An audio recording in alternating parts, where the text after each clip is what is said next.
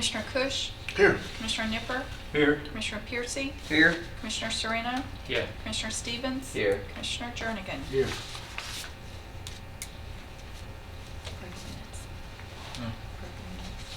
Okay, need a motion to approve minutes from last meeting. Mr. Chairman, I'd be happy to make a motion to approve the minutes. Second. Motion second, all in favor? Okay, building codes. Mr. Chairman, Commissioners, Mhm.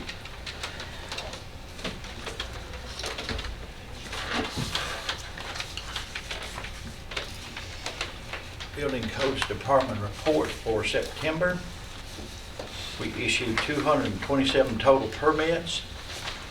Fees taken in for permits was $60,232 for building permits, $9,490 for plumbing permits, $1,655 for gas permits, for a total $71,377. On the back of that report is our totals for the year.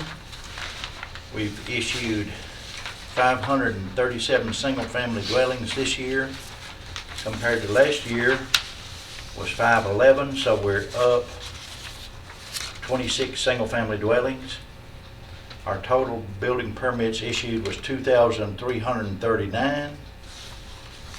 Last year's totals for the same months was 2134, so we're up 205 total permits.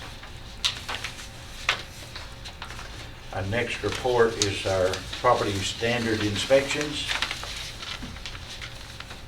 We have performed 208 inspections for September.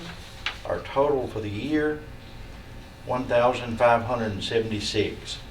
Our new cases for September was 8, with 119 total new cases for the year.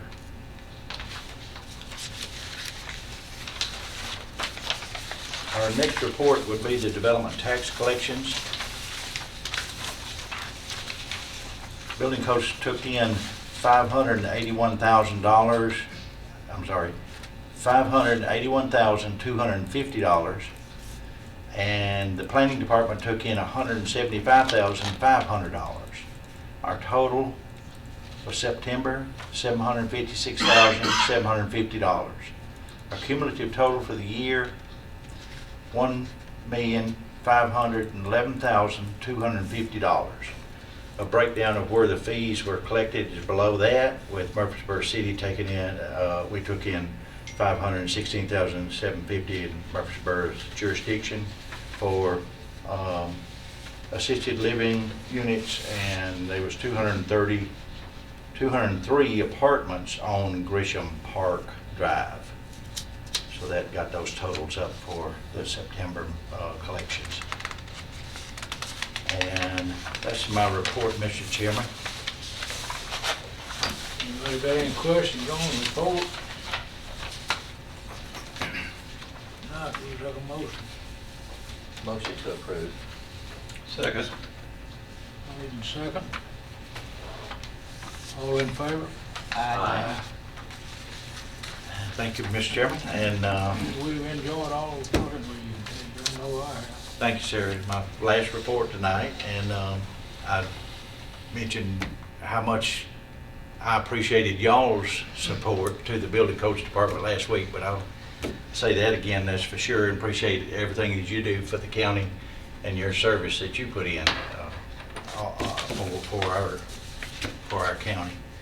Since I've been with the building codes for 28 years, we have issued single-family dwellings, 19,827 houses. So that's how long I've been here, 19,000 houses. So that's a lot. Almost, I'd say we're going to be real close to the end of the year at 20,000 new homes in that 28-year period. So just Rutherford County keeps going, keeps growing. But I appreciate it. Is this your replacement? It is, and I'll let Mr. Burgess. Okay, he's gonna introduce her. David, you probably can tell more about her. But this is, tell about her. She's been with us almost 16 years. Yeah, Tanya's been with us 16 years. Started out as a permit technician on the front counter and worked her way up to building certification. She got her plumbing certification and gas mechanical certifications. She's been our commercial building inspector for 4 years. 4 years, and she has her plans examiner certification, so she's ready to go. She's ready. Been with us 16 years, so she knows the ropes. I look forward to your future support. I know y'all will really appreciate her in the future. Yes, ma'am. And yes, sir. Look forward to working with y'all. What's the name, David? Tanya Tanya, what's your last name? Taylor. You take it. Uh-huh. Fantastic. All right. Thank y'all. Thank you so much. Appreciate it. Okay, planning.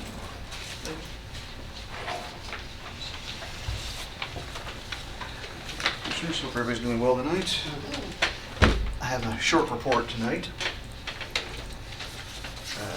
You'll see on your iPads, there's the available lot inventory that we prepare every month. Our available lots is down to 531. On the very last page of that document, I put a graphic chart in there that kind of shows you the trend of the available lots that we've seen since January of 2009 through the present. Of course, these are all made up of monthly data points, so I didn't put the actual totals on there, else you'd probably never be able to read the chart, it'd be too cluttered. But you can kind of see where we started in January '09, and the peak of it really was somewhere between January 9 and January 2010, and kind of went down a little bit, then kind of went back up, but since then it's pretty much been consistently down. A few upward trends here and there, but for the most part, you can kind of see how that's been going over the last several years. So I just wanted to bring that to your attention. Thought you might find that interesting. Don't have any rezoning applications this month. We had a couple that were on the Planning Commission's agenda this past month, but both of them, one of them asked to be removed from the agenda prior to the meeting, and the other one was deferred at the meeting. So at this point, we don't have anything for next week's meeting. That being said, the Planning Commission has 5 applications to consider at Monday's meeting coming up, and there's probably another 5 or 6 at least that I know about that are out there. So chances are the next few months will probably be a little heavier load than we're accustomed to. But with that, I'll be happy to answer any questions. That's my report. Any question? Motion to approve. Second. Motion second, all in favor? Aye. Thank you. I want you to stay at Stay- that yes, page. sir. I may want you to.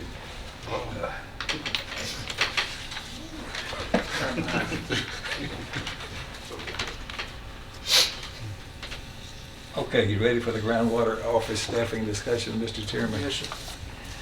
Okay, over the past several months in particular, we've had any number of our people that do this groundwater septic tank soils testing, you might say, concerned about us properly staffing that office over there.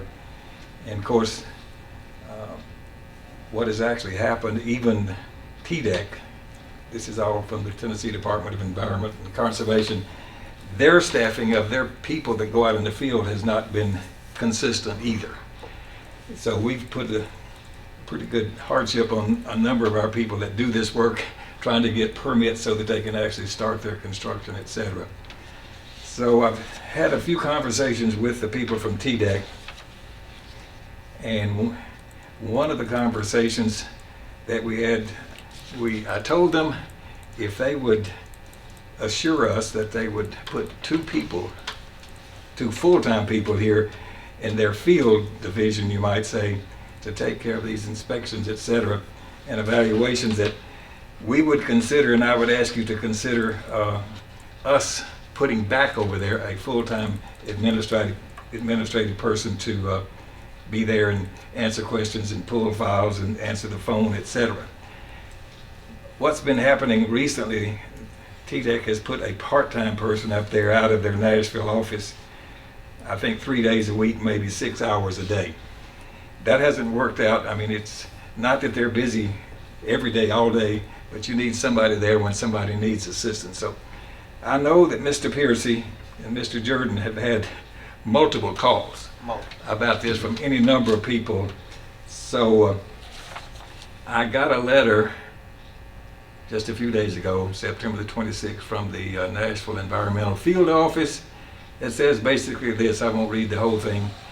The TDEC and the Division of Water Resources have taken measures to ensure that 2 Division of Water Resource staff members be assigned to respond to applications for septic systems in Rutherford County. TDEC anticipate these staff members will work almost, remember, there may be some occasion where they can't be here every single day, almost exclusively in Rutherford County for the foreseeable future. With that being said, I mean, Mr. Pierce, if you want to say something, I've had a few calls, and Mr. Jordan is here, he can attest to the pressure they've received from constituents and people that are in this business of trying to get these permits. I've had several calls and concerns. People with the building boom that's on now, the people with your average homeowner problem or whatever that needs to try to find a septic system on a lot or an existing system somewhere, they can't get any results because everything's tied up. It may take 4 to 5, 6 weeks to get an answer back on something that they went to check on. And I fully believe this position is needed, and I'd like to make the motion to let the mayor go ahead and pursue this. Well, all right, I would. You got a motion, need a second. Second. Now, we have prepared a budget amendment, so I'd like for you to look at this and maybe couple this with your whole motion before you decide exactly what you want to do, okay? Just pass them around as if they're. What we've got here, this is administrative level 1 position. It's an entry-level administrative position. And what Lisa has done here, she's prepared a budget that would be effective November the 1st of this year. Time we get commission approval and get this position posted, we think probably we won't get it done before about the 1st of November. So it's 27 for the balance of this fiscal year. To do this is $27,855. This person we're proposing will report to the planning department, to Doug. So that will be the structure there. We had a full-time position in this office some years ago, but when the economy went down, we pulled that position out. So we've been doing it just on a part-time basis recently.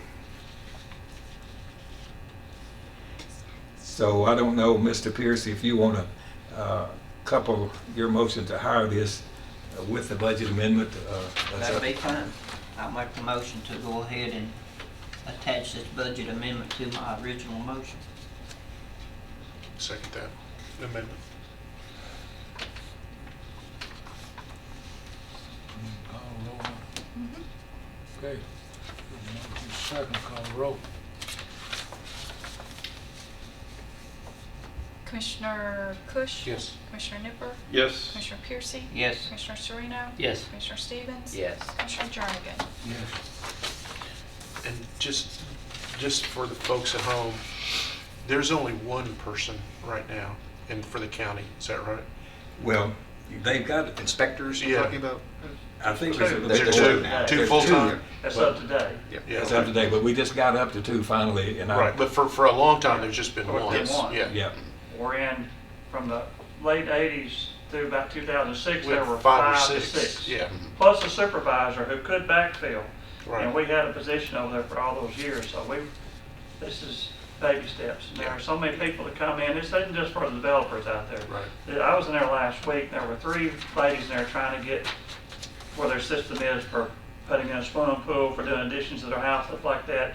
And there's not anybody over there to help them except for limited hours, 3 days a week or for an hour and a half in the morning. That's just not acceptable in a county this size. It needs, office needs to have standard hours, and somebody walks in, they can get service. Yeah. In my opinion. I appreciate y'all So- looking at that. So this isn't really where we want to be. This is just It's a good stop start. the bleeding. Yeah. Yeah.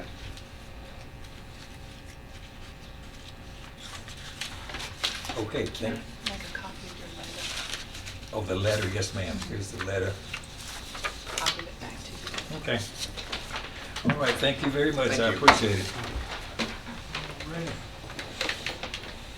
Solid waste landfill. Do you want Yeah. Mr. Brooks to go We're first? gonna, let Mr. Brooks come first. No problem first. Good evening, Commissioners. Hey, Miss Becky. Mr. Johnson, always good to see you. I only have a couple of little drainage easement things that were approved at the board meeting Monday. These are to just make some corrections on some existing ditches and little overflows. One of those is on Lee Road, and I feel like it was kind of brought on by a couple of subdivisions that are in the city limits of Smyrna that have retention areas that are out on the edge of Lee Road, and the structure that's under Lee Road is inadequate to take care of those two detention areas. So back in the spring or early summer, Lee Road actually overtopped. So that first one you see there is to try to correct that, to keep that from happening. Certainly decrease the frequency of it happening. And then the other one is to make some corrections to an existing drainage ditch in a subdivision that's out off of Cherry Lane.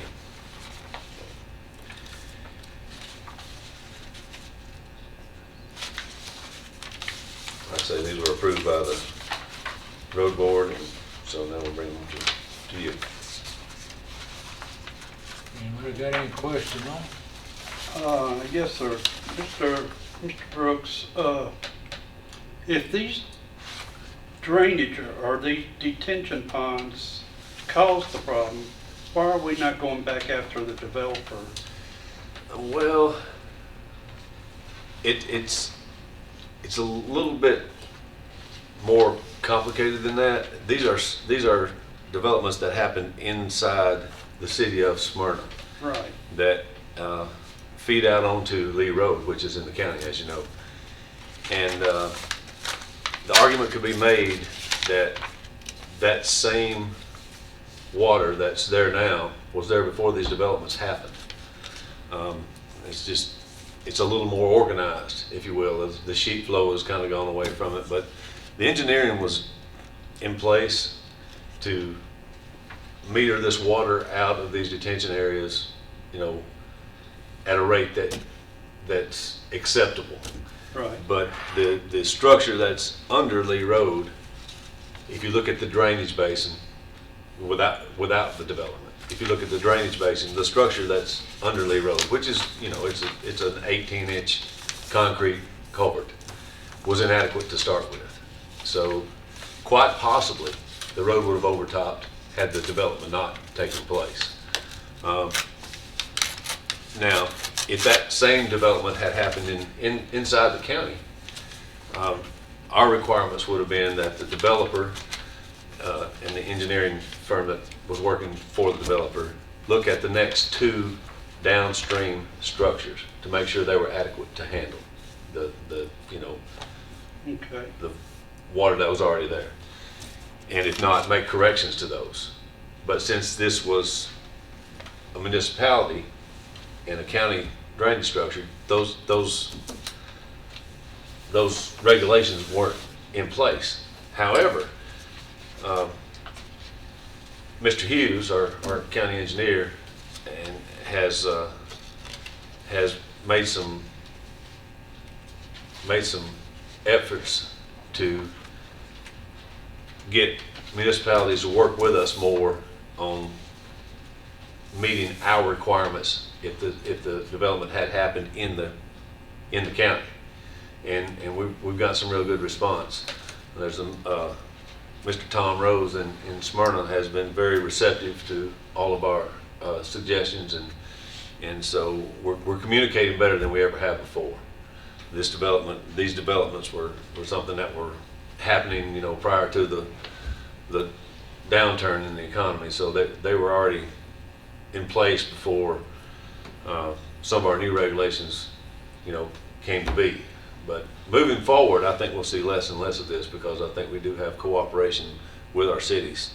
So I think we're making progress. But we have no way. Now, Let me say. okay. But we have no way of stopping the development if we see that it's going to cause a problem.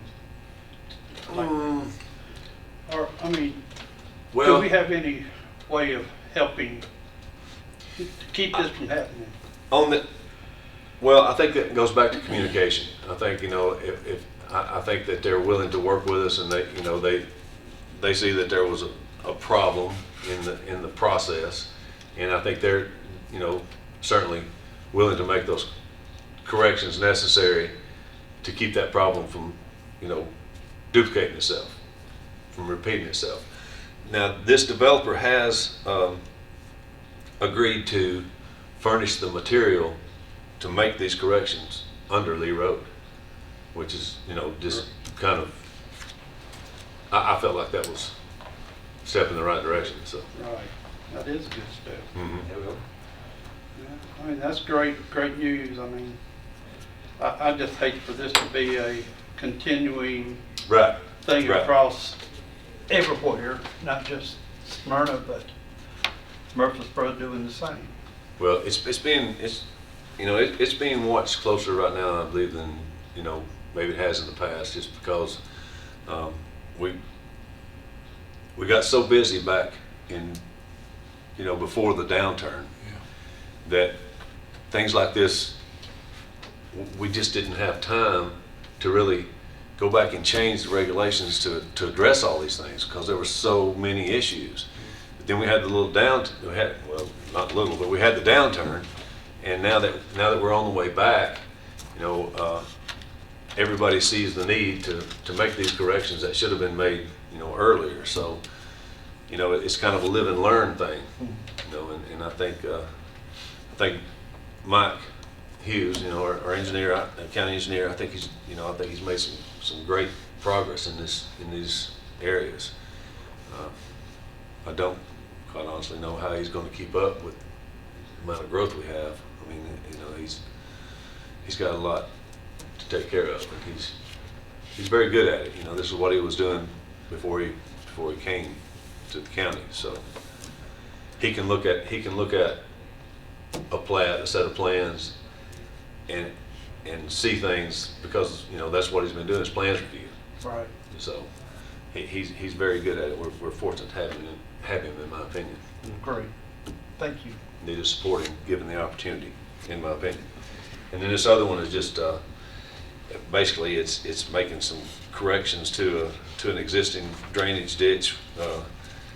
I don't know how it happened, but there's some driveways that got undersized culverts put in when they were originally built. They're smaller downstream than they are upstream, so we're just going to go in and make those corrections.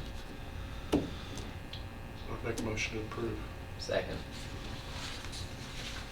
Motion is second, all in favor? Aye. All right, well, thank you for your time. Sir.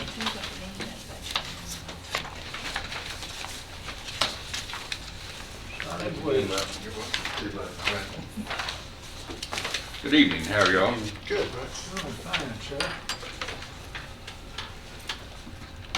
It's fall break. What fall break means for us is the school trash actually decreases, but the recycle center activity actually increases. I believe it. And it happens during spring and fall break. And the only thing we can figure is, yes, son, you have that new pickup truck and you're out of school cleaning out the garage. I don't know. I mean, I don't know why. We don't have any other good reason for that. We're still proceeding with our ZBB group, our team. I think we have a meeting scheduled with the city and the county mayors tomorrow. Laverne has decided to join in with the county in Murfreesboro, and Eagleville has. Smyrna has discussed it, but I don't think that's been through their council yet. If it has, I'm not aware of that.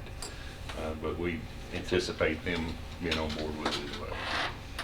And I don't know if any of you commissioners have received phone calls, but we have received a world of phone calls. There's a company called County Disposal that has not been picking up, and a lot of people mistakenly thought that was us. So they would call, we would explain what's going on. I had one call me this morning. And we've gotten communications from state representatives and all kinds of things asking what's going on. And Kathy, there in my office, I was trying to call them, couldn't get them on the phone, and found an email address and sent them an email, and they emailed back that they were back up and running and should be back on track. So hopefully that will happen soon. But our recycle center activity has been a little more busy because of that. People bringing their own trash, and some of them are apparently unhappy enough that they're leaving their trash can there at the center. So on to the report. The landfill, we're still making a lot of strides. We still have a lot of issues.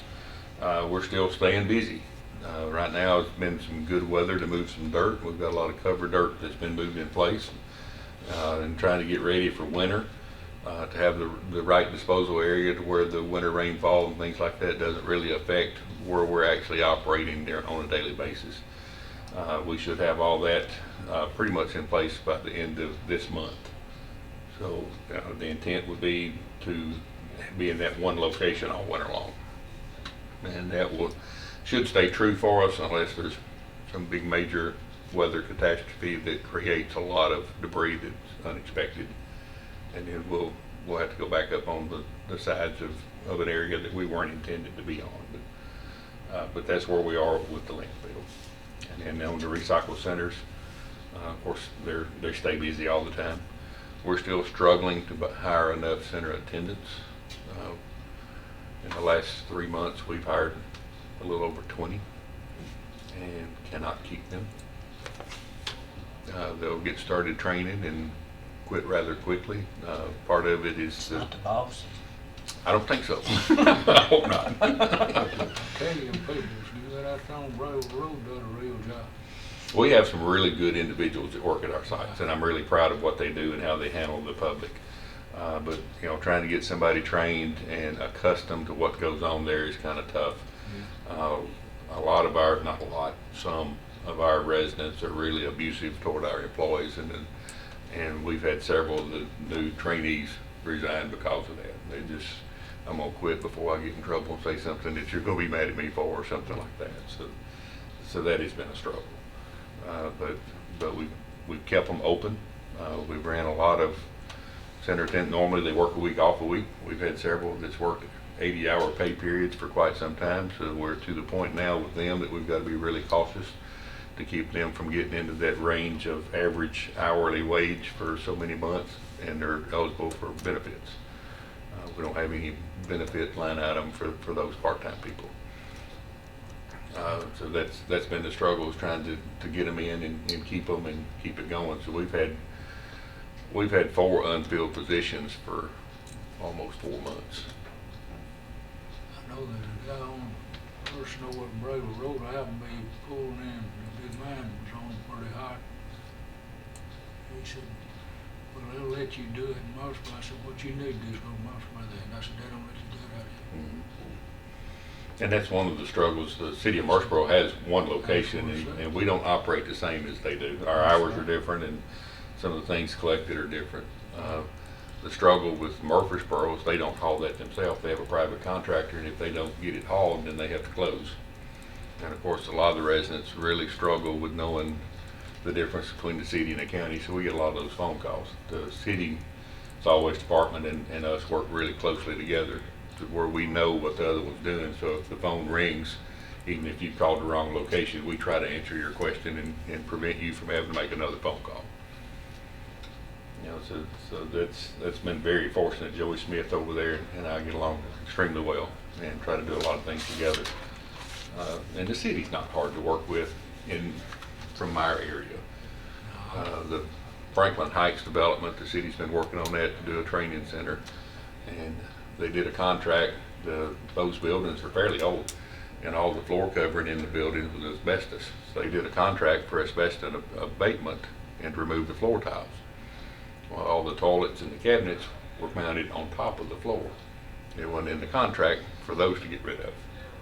And the city doesn't have any way to haul that stuff, so we got a phone call.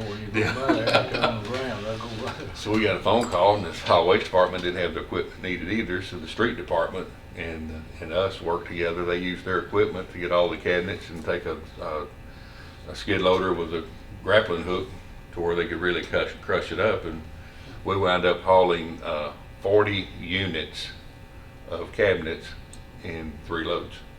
They crushed it up and packed it in there tight enough that we could do that. So, of course, we're doing that at no charge to them. But you know, it just sometimes you have to look at how you can help and work with somebody else and make things better for everybody, and that's what we've been trying to do. And then, of course, last month we talked about TDEC issued us that fine, and our county attorney has generated a letter and sent back to them to appeal. And then, of course, then we haven't heard if they've received the letter. They just received it today, so we haven't heard anything more on that. So there's really nothing else to report at this time on that thing.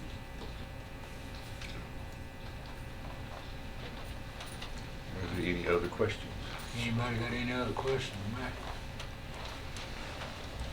Need a motion to approve his report. I'll make a motion to approve his report as presented. Second. Motion and second. Mac, you're doing a good job. Thank you, sir. All in favor? Aye. Y'all have a good evening. Yes, sir. Thank you, Matt.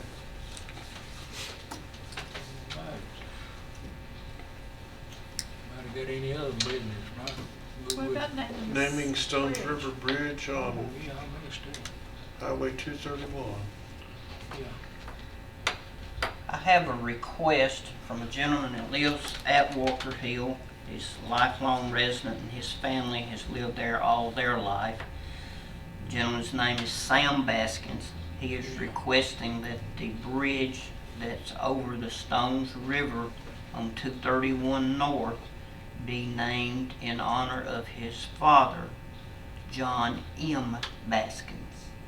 He's lived there all his life. He's not a war hero. He's nothing but a good, honest citizen that's lived there all his life. And I told him I would see if we couldn't get it named after him. And then that's how he'd like to have his name on the sign. It's John M. Baskins. We have talked to Jim Tracy, and he's on board about it. Mayor Burgess is behind us on it. I'd like to see if we couldn't get that done. We got a second? We don't got a second. I don't. Second. Sure. Second.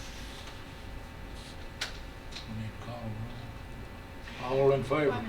Just one thing, and the state will make the sign. They want us to pay $300. So if you don't mind, authorize the payment of $300. I'll pay it out of. We won't have to do a budget amendment. I'll pay it out of the money that you've given the mayor's office. Okay, for these kinds of things. Add that to the motion.